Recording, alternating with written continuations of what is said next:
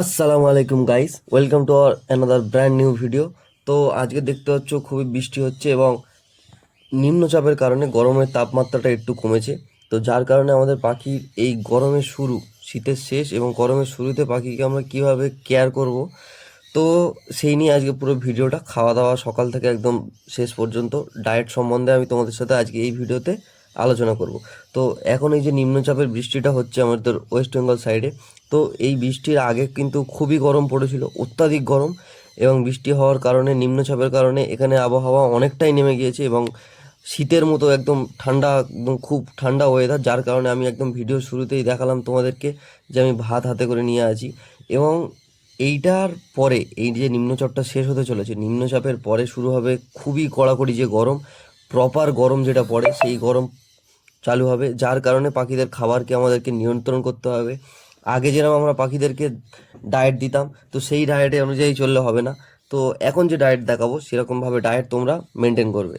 তো এখানে আমার হাতে দেখতে হচ্ছে যে সফট ফুড, ভিজানো যে ছোলা, বাদাম, গম, তার সাথে সবুজ কড়াই, সবুজ ডাল, মুগ ডাল, তার সাথে অল্প পরিমাণে ভাত। এবং ভাতের সাথে আমি কিছু গরমের বেস্ট মেডিসিন আমি অ্যাড করব, এবং যার মধ্যে অনেকটা ন্যাচারাল আছে, অনেকটা আছে আমাদের সাপ্লিমেন্ট।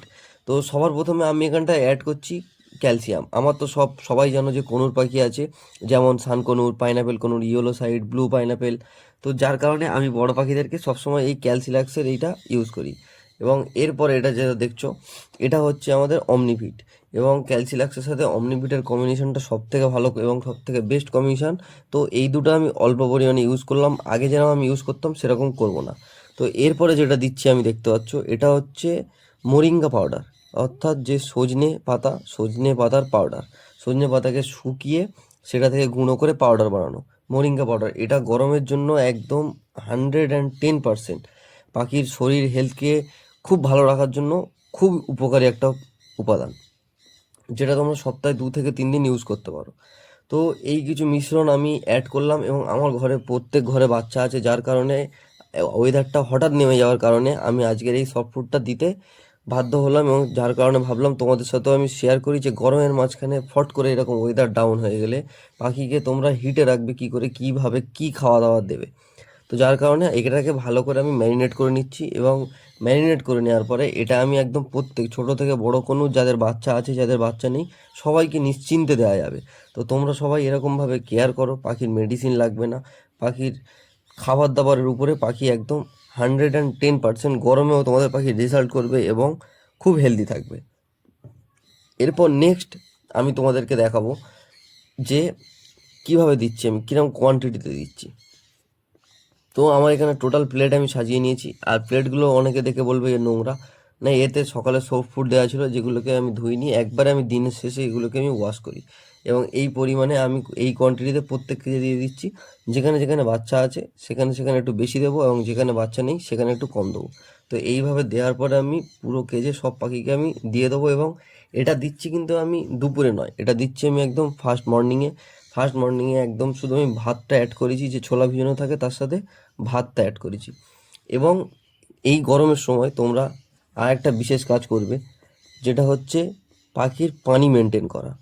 পাখিতে যে আমরা পানিটা দিই, সেই পানিতে গরমের সময় বেশিরভাগ ক্ষেত্রে ওষুধ দেবে না। আগে যেরকম আমরা শীতকালে পানিতে ওষুধটা দিতাম, প্রোভাইড করতাম, এবং এখন ঘুরিয়ে দিতে হবে গরমের সময়।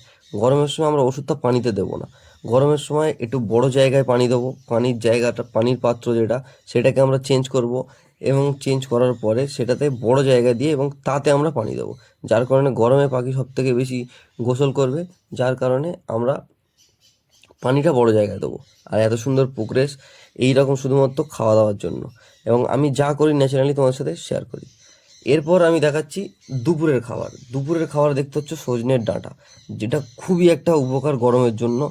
তার সাথে আছে আপেল, তার সাথে আছে গাজর। তো আজকে এই 3টে খাবার আমি এদেরকে দুপুরে দিতে চলেছি। এবং এর সাথে আমি সেম জিনিস অ্যাড করব। এখানে অ্যাড করছি আমি মোরিঙ্গা পাউডার, যেটা আমি গরমে খুব প্রেফার করি পাখির ক্ষেত্রে, মেডিসিনের ক্ষেত্রে। অনেক সময় এতেই তোমরা এরমভাবে খাবার দিলে ডিওয়ার্মিং করাতেও লাগে না।